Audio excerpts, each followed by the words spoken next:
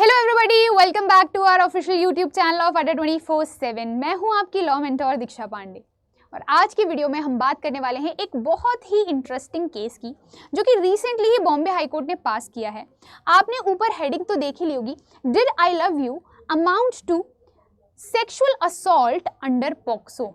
मतलब कि पॉक्सो जो एक्ट है, जो कि चाइल्ड से रिलेटेड जितने भी ऑफेंसेस होते हैं उनको गवर्न करता है, क्या उसमें आई लव यू कह देना, मतलब किसी माइनर चाइल्ड को आई लव यू कह देना, क्या ये सेक्सुअल असॉल्ट माना जाएगा? तो इसके ऊपर पूरा केस था, जो कि अभी ही डिसाइड हुआ है। बॉम्बे हाई कोर्ट ने इसके ऊपर जजमेंट सुनाया है। तो पहले केस का बैकग्राउंड समझ लेते हैं, ठीक है? तो केस का बैकग्राउंड क्या था? एक लड़का था, वो एक लड़की से प्यार करता था। एक दिन वो जो लड़की है वो रास्ते से जा रही होती है, अपने गांव में होती है, वो अपने घर जा रही होती है, बेसिकली अपने कजिन्स के साथ होती है। बीच में वो लड़का आ जाता है जो उससे प्यार करता था।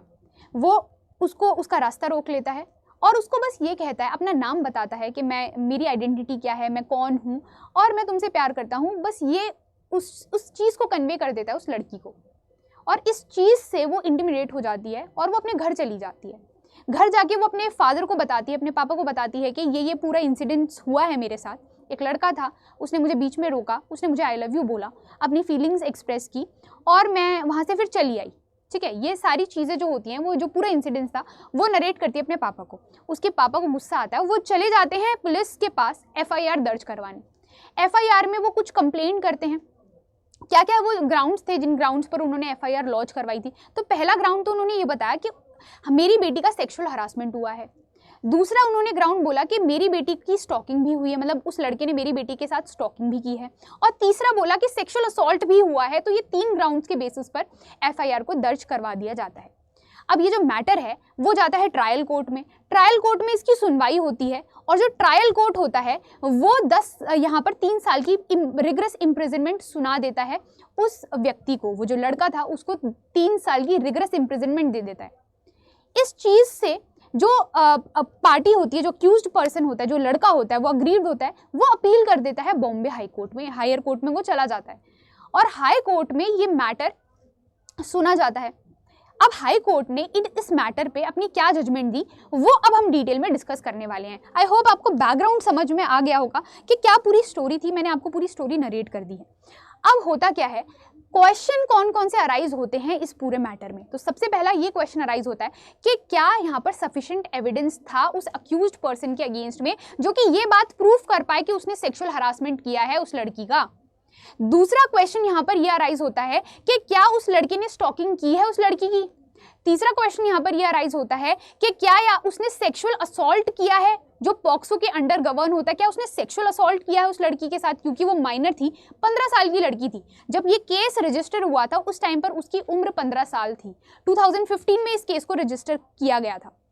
तो क्या उस लड़की के अगेंस्ट में पॉक्सो एक्ट के अंडर में सेक्शन 8 जो सेक्सुअल असॉल्ट की बात करता है, क्या सेक्सुअल असॉल्ट हुआ है उसके साथ? तो ये कुछ मैटर्स थे, ये कुछ इश्यूज थे जो यहाँ पर अराइज हुए थे। प्लस अक्यूज्ड ने ये कहा था कि इस पर्सन ने, ये जो लड़की है ना, जो माइनर है, उसने जो बर्थ सर्टिफिकेट दिया है एविडेंस के तौर पर कि मेरी एज उस टाइम पर कम थी, 18 साल से कम उम्र की मैं थी और ये मेरा बर्थ सर्टिफिकेट है जो कि प्रूफ है मेरे एज का।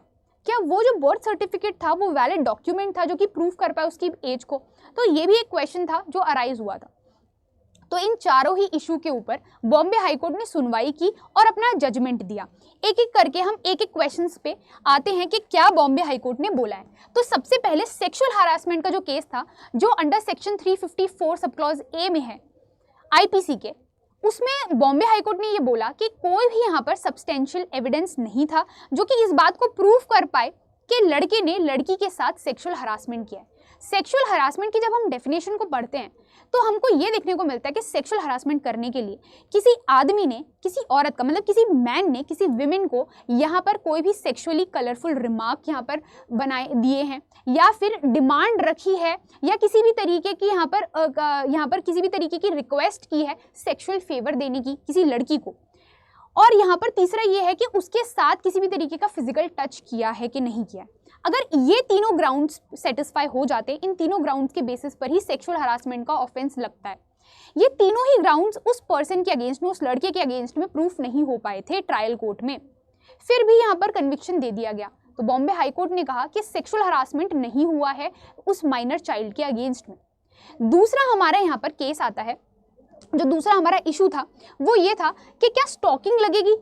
तो स्टॉकिंग के केस में होता क्या है, अगर आप स्टॉकिंग की डेफिनेशन को पढ़ोगे तो उसके अंदर अगर कोई मैन किसी विमेन को फॉलो करता है रेपिटेटिवली, मतलब एक बार से ज़्यादा बार रेपिटेटिवली फॉलो करता है उसको और उससे बात करने की कोशिश करता है, उससे कॉन्टैक्ट स्टैब्लिश करने की कोशिश करता है, in spite of the fact that वो जो लड़की है वो अपना डिसइंटरेस्ट शो कर चुकी है, उसके बाद भी उससे कम्युनिकेट करने की कोशिश करता है, बार बार उसको चेस करता है, उससे कॉन्टैक्ट रखने की कोशिश करता है, उस केस के अंदर स्टॉकिंग लगती है।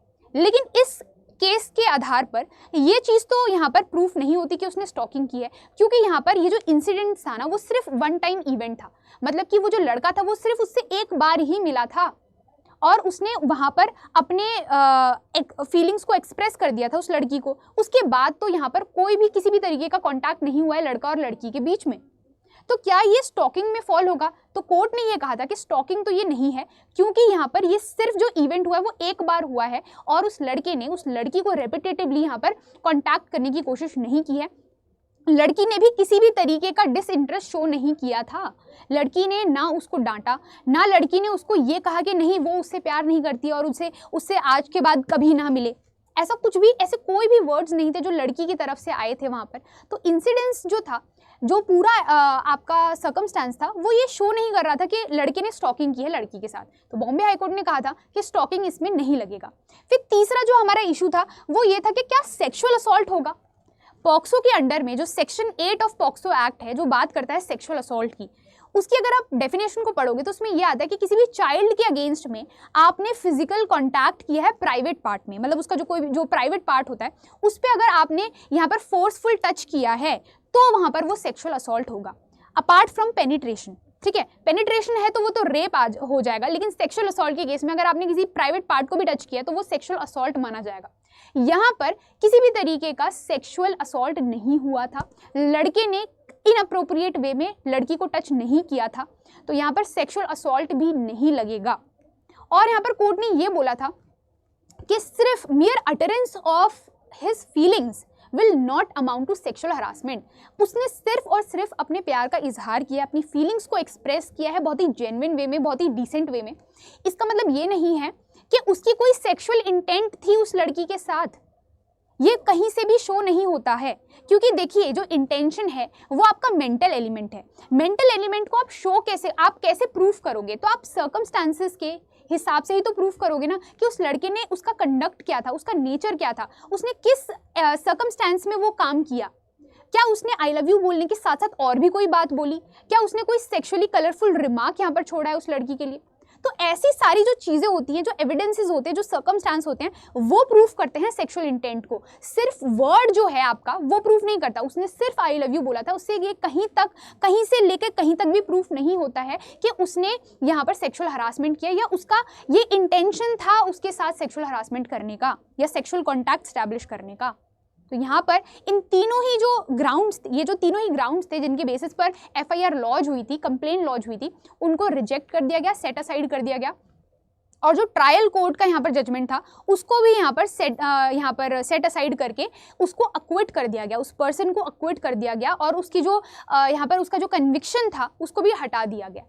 और जो हमारा फोर्थ जो इशू था कि क्या उस लड़की का बर्थ सर्टिफिकेट एक वैलिड डॉक्यूमेंट होगा उसकी एज को प्रूव करने का, तो बॉम्बे हाई कोर्ट ने इस पर यह कहा था कि उसका जो बर्थ सर्टिफिकेट है वो एक वैलिड डॉक्यूमेंट है, क्योंकि वो एक रजिस्टर्ड डॉक्यूमेंट है, इसलिए वो वैलिड होगा और उसकी प्रूफ, उसका जो बर्थ प्रूफ है वो वहाँ से आप प्रूफ कर सकते हो। ठीक है, तो ये बात भी बॉम्बे हाई कोर्ट ने रखी थी और उस लड़के का यहाँ पर एक तरीके से एक्विटल हो जाता है। और ये था हमारा पूरा का पूरा केस। आपकी क्या राय है इस केस के ऊपर? मुझे कमेंट सेक्शन में कमेंट करके ज़रूर बताइए। मिलते हैं नेक्स्ट वीडियो में ऐसे ही कुछ इंटरेस्टिंग केसेस के साथ। तब तक के लिए बाय बाय, टेक केयर।